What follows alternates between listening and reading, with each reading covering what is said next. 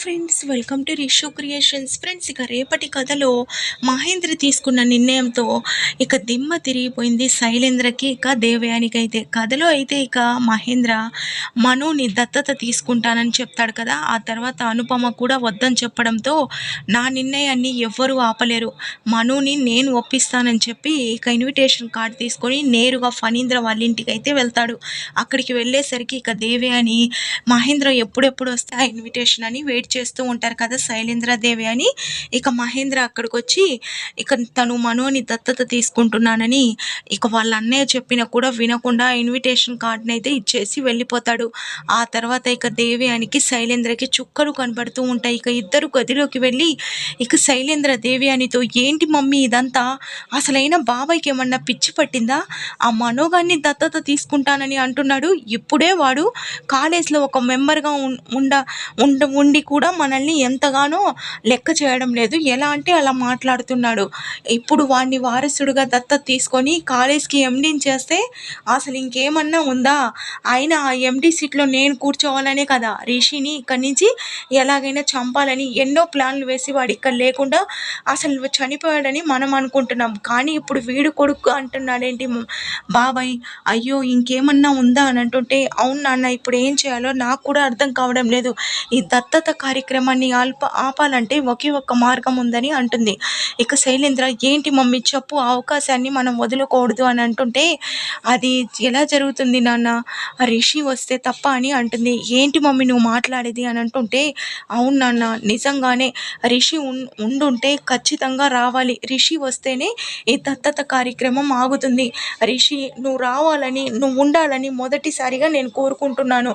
నువ్వు ఇక్కడికి రా నాన్న అని చెప్పి దేవయాని అయితే మాట్లాడుతూ ఉంటే శైలేంద్ర, అవును మమ్మీ, నేను కూడా రిషి ఉండాలని ఇప్పుడు కోరుకుంటున్నానని చెప్పుకుని ఇద్దరు బాధపడుతూ అయితే ఉంటారు. ఆ తర్వాత వస్తారు కూడా, మామయ్య తీసుకున్న నిర్ణయం కరెక్టేనా? ఒకవేళ రిషి సార్ తిరిగి వచ్చాక మామయ్యని ప్రశ్నిస్తే అని ఆలోచిస్తూ బాధపడుతూ ఉంటుంది. అనుపమ, ఏంటి మహేంద్ర, ఎందుకు ఇలాంటి నిర్ణయం తీసుకున్నావు? దీని కారణంగా కూడా ఎన్నో సమస్యలు వస్తాయని చెప్తున్నా కూడా ఏం ప్రాబ్లం వచ్చినా నేను చూసుకుంటాను అని అంటుంటే అనుపమ, సరే మహేంద్ర, ఇప్పుడు మనోని దత్తత తీసుకుంటున్నాం, ఒకవేళ రిషి తిరిగి వస్తే అని అంటుంటే, తిరిగి వస్తే ఏమవుతుంది? నాకు ఇద్దరు కొడుకులు ఉంటారు, అయినా నా కొడుకు కూడా నన్ను అర్థం చేసుకుంటాడనే నమ్మకం అయితే నాకుంది.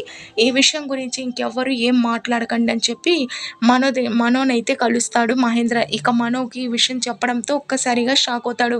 ఎందుకు సార్ మా పైన ఇంత సానుభూతిని చూపిస్తున్నారు అని అంటుంటే, ఇది సానుభూతి అని ఎందుకు అనుకుంటున్నావు? నీ పైన నాకున్న అభిమానం, నేను చెప్పాను కదా నిన్ను చూస్తుంటే నా రిషిని చూసినట్టే ఉందని చెప్పి, అలాంటిది నువ్వు ఇలా అందరి ముందు అవమానింపబడుతుంటే నేను తట్టుకోలేకపోతున్నాను. ఎందుకు అర్థం కావట్లేదు మనో, నా మనసుకి చాలా బాధగా కలుగుతుంది నిన్నెవరన్నా ఏమన్నా అంటే, అందుకోసమే నిర్ణయం తీసుకున్నానని అంటాడు. ఇక మనం, వద్దు సార్, అసలు నేనే ఇక్కడి నుంచి వెళ్ళిపోతే ఏ ప్రాబ్లం ఉండదు అని అంటుంటే, అలా వెళ్ళిపోతే మాత్రం నేను చాలా బాధపడతాను మనో.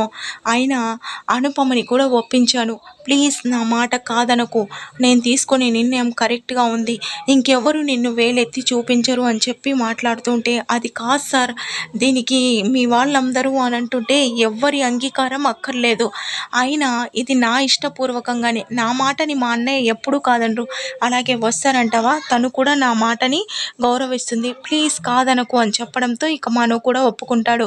ఇక మహేంద్ర ఏంజెల్ వాళ్ళందరికీ ఇక దత్తత గురించి ఫోన్లు చేసి ఒక డేట్ని అయితే ఫిక్స్ చేసి ఇక దత్తత కార్యక్రమాన్ని అయితే ఏర్పాట్లు చేస్తారు. ఇక దత్తత కోసం మొత్తం ఏర్పాట్లు అవన్నీ చేయడంతో ఇక రిషి అయితే ఒక్కసారిగా ఎవరు ఊహించని విధంగా అయితే అక్కడికి వస్తాడు. దాంతో ఇక రిషిని చూసిన వాళ్ళందరూ అయితే షాక్ అవుతారు. ఫ్రెండ్స్, ప్లీజ్ ఈ విధంగా జరిగితే బాగుంటుంది, నచ్చితే తప్పకుండా లైక్ చేయండి. Thank you for watching.